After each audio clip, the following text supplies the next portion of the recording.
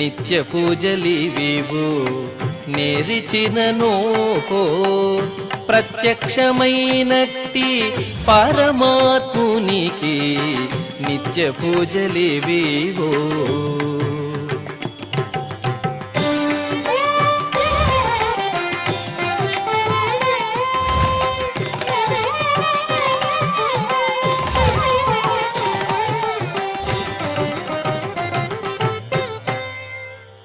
ఓం నమో వెంకటేశాయ.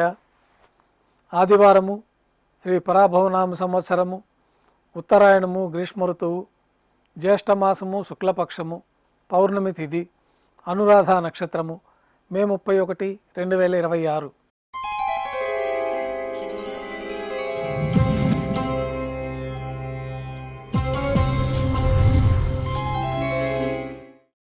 ఈరోజు ఆదివారం. ప్రాతకాల నైవేద్యాల్లో భాగంగా అన్నప్రసాదాలు, పన్యారతులతో పాటు అమృత కలశం అనే ప్రసాదాన్ని స్వామివారికి నైవేద్యంగా సమర్పిస్తారు. ఈ అమృత కలశం ప్రసాదం స్వీకరించిన భక్తులకి సంతానం లేని వారికి సంతానం కలుగుతుందని భక్తుల విశ్వాసము. సాతుమొర పూర్తయిన తర్వాత భక్తులని సర్వదర్శనానికి అనుమతిస్తారు. కొద్ది విరామం తర్వాత మాధ్యాహ్నిక ఆరాధనలో భాగంగా బంగారు పంచపాత్రలో శుద్ధ తోయాన్ని నింపుకొని స్వామివార్లకు ఉపచారాలు సమర్పించి అష్టోత్తర శతనామార్చన నిర్వహించి మాధ్యాహ్నిక నైవేద్యంలో భాగంగా అన్నప్రసాదాలు, పన్యారాలు నైవేద్యంగా సమర్పించి భక్తులని సర్వదర్శనానికి అనుమతిస్తారు. ఉభయ దేవేలతో శ్రీ మలయప్ప స్వామివారు బంగారు తీర్చిపోయిన వేంచేసి విమాన ప్రదక్షిణంగా సంపంగి ప్రాకారంలో కల కళ్యాణ మండపానికి చేరుకుంటారు. కళ్యాణోత్సవం ప్రారంభమవుతుంది. పుణ్యాహవాచనము, అంకురార్పణ, రక్షాబంధనము, అగ్నిప్రతిష్ఠ, స్వామివార్లకి, అమ్మవార్లకి నూతన పట్టు వస్త్రాల సమర్పణ, మహాసంకల్ప పఠనం, మాంగళ్యాలకు అభిషేకము, ఆరాధన పూర్తయిన తర్వాత స్వామివారి తరఫున మాంగళ్యాలను అమ్మవారికి సమర్పణ గావించి ఈ సందర్భంగా స్వామివారికి, అమ్మవార్లకి కర్పూర నీరాజనం సమర్పించి విశేషమైన హోమాలతోటి పూర్ణాహుతి పూర్తి అయిన తర్వాత మాలా పరివర్తనం అనే కార్యక్రమాన్ని నిర్వహించి ఉభయ దేవేరుల్ని శ్రీవారి చెంతకు చేర్చి ఈ సందర్భంగా అక్షతారోపణం అనే వైదిక కార్యక్రమాన్ని నిర్వహించి కర్పూర నీరాజనము, నైవేద్యము, తిరిగి కర్పూర నీరాజనంతో కళ్యాణోత్సవం పూర్తి అవుతుంది. కళ్యాణోత్సవం భక్తుల దర్శనం అనంతరం ఉభయ దేవేలతో శ్రీ మలయప్ప స్వామివారు ధ్వజస్తంభం వద్ద గల అద్దాల మండపానికి చేరుకుంటారు. ఊంజల్ సేవలో భాగంగా వేద పండితులు పారాయణం చేస్తూ ఉంటారు. ఊంజల్ సేవ వైభవంగా నిర్వహించి కర్పూర నీరాజన సమర్పణతోటి ఊంజల్ సేవ పూర్తి అవుతుంది. ఉభయ దేవేలతో శ్రీ మలయప్ప స్వామివారు మేళతాళాలతో ఊరేగింపుగా ఆలయం వెలుపల గల వైభవోత్సవ మండపానికి చేరుకుంటారు. ఆర్జిత బ్రహ్మోత్సవంలో భాగంగా స్వర్ణ గరుడ వాహనం పైన శ్రీ మలయప్ప స్వామి వారు వేంచేస్తారు. కర్పూర నీరాజనంతో స్వర్ణ గరుడ వాహన సేవ పూర్తి అవుతుంది. హనుమంత వాహనం పైన శ్రీ మలయప్ప స్వామి వారు వేంచేస్తారు. కర్పూర నీరాజన సమర్పణతోటి హనుమంత వాహన సేవ పూర్తి అవుతుంది. పెద్ద శేష వాహనం పైన శ్రీ మలయప్ప స్వామి వారు వేంచేస్తారు. కర్పూర నీరాజన సమర్పణతోటి పెద్ద శేష వాహన సేవ పూర్తి అవుతుంది.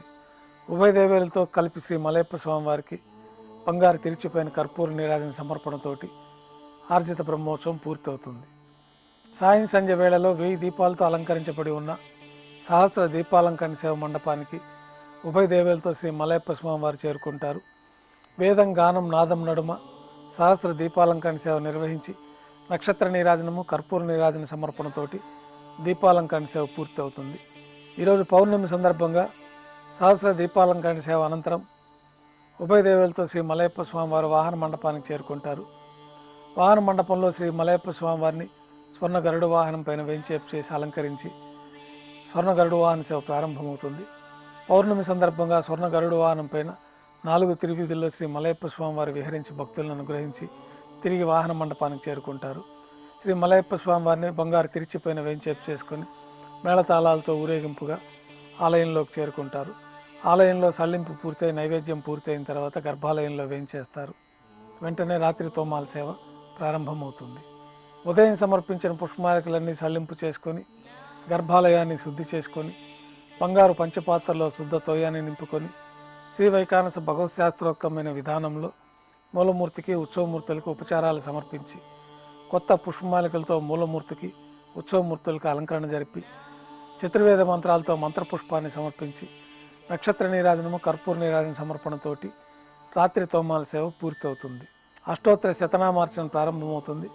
తులసి దళంతో శ్రీవారి పాదపద్మాలకు అష్టోత్తర శతనామార్చన నిర్వహించి నక్షత్ర నీరాజనము కర్పూర నీరాజనంతో అష్టోత్తర శతనామార్చన పూర్తి అవుతుంది.